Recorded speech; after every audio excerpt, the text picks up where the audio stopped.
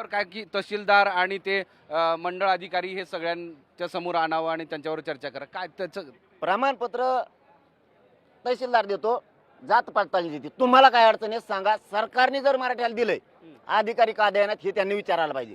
रोष आमच्यावर यायला मराठ्यांचा, हे मंत्र्यांनी बोललं पाहिजे, शिंदेंनी बोललं पाहिजे, फडणवीसने बोललं पाहिजे, विखेंनी बोललं पाहिजे. किती नोकऱ्या किती मिळाल्या, काही आकडा सांगितलं तुम्हाला? किती नोकऱ्या द्यायची म्हणजे हे जे बलिदान गेलेलं आहे या सगळ्या आंदोलनाच्या काळामध्ये 2016 पासून ते 2026 या 10 वर्षाच्या काळामध्ये अनेक आंदोलनं झाली. उदय सामंत साहेबांनी त्यांचा जे आर काढला MIDCचा, नोकऱ्या नाही दिल्या, पण जे आर काढला.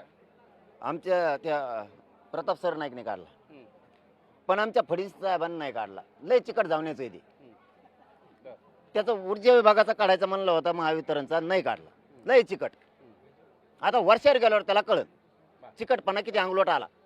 म्हणजे नोकऱ्या देत नाहीत आणि निधी पण नाही दिले कित्येक जणाला. सारथीच्या संदर्भात 3 पोर आहेत. ते म्हणतात आता 3 पोरावाल्याला वारच नाही. यायला तुम्ही काय बधीर झालेले का काय, निवडणूक लढायची त्याला?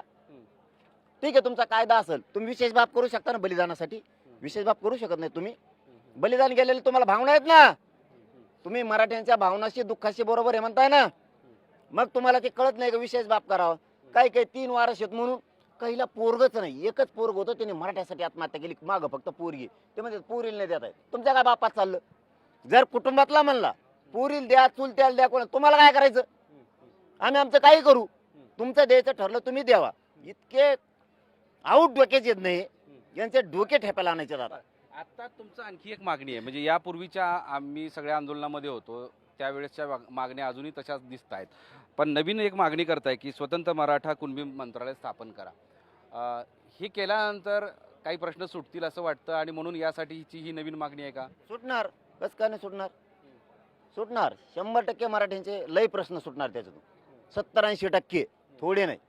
ते मंत्रालय घ्यायचं आणि द्यायला काय अडचण आहे त्यांना.